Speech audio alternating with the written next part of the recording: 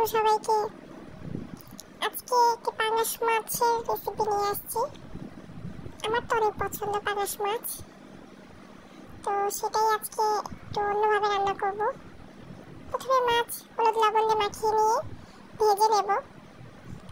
হালকা একটু ভেজে নিলে পাঙ্গাস মাছের স্বাদটা আমার কাছে ভালো লাগে। ভাজা হয়ে গেলে উঠিয়ে নেব। তারপর যথারীতি পেঁয়াজ ভেজে নেব। মাছের তেল দিয়ে পেঁয়াজটা ভেজে নেব। তারপর বাটা মশলা সব দিয়ে দেবো, আদা রসুন জিরা সব অল্প অল্প করে দেবো, যেহেতু আমি তরকারি দিয়ে রান্না করবো, সবজি দিয়ে রান্না করবো, এই জন্য অল্প পরিমাণ দিলাম। মশলাটা একটু ভাজা হয়ে গেলে, ভাজা হলে হালকা একটু পানি দিয়ে কষিয়ে নেব।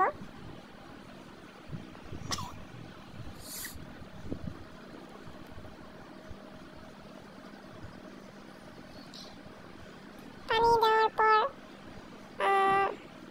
গুঁড়া মশলাগুলো দিয়ে দেব, হলুদ, মরিচের গুঁড়া, ধনিয়া গুঁড়া সবগুলো দিয়ে দেব একসাথে।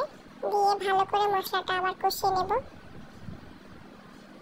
সব পরিমাণ মতো, যতটুকু রান্না করবো সেটা বুঝে দেওয়া।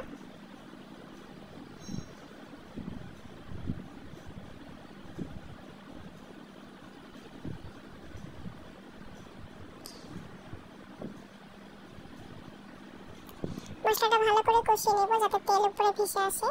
তারপর সবজিগুলো দিয়ে দেবো। আজকে আমি ঝিঙা আর আলু দিয়ে রান্না করবো মাছ, তো সবজিগুলো দিয়ে দিলাম।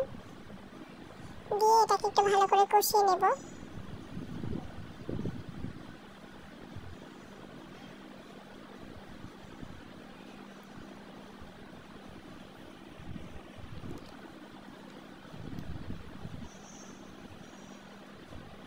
জানি না আমার রান্নার ভিডিও সবার কেমন লাগে, তারপর নিজের মতো করে করা, তো সেটাই শেয়ার করা আপনাদের সাথে। সবজিটা ভাবে কষিয়ে নিয়ে যখন তেল উঠে যাবে, তারপরে এতে পানি অ্যাড করব।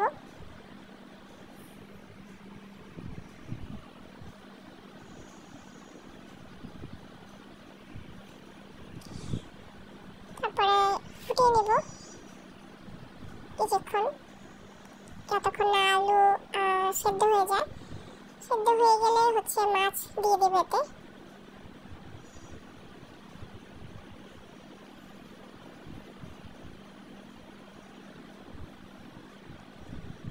মাছ তো আগে থেকেই ভাজা, তো বেশি একটা রান্না করা লাগবে না।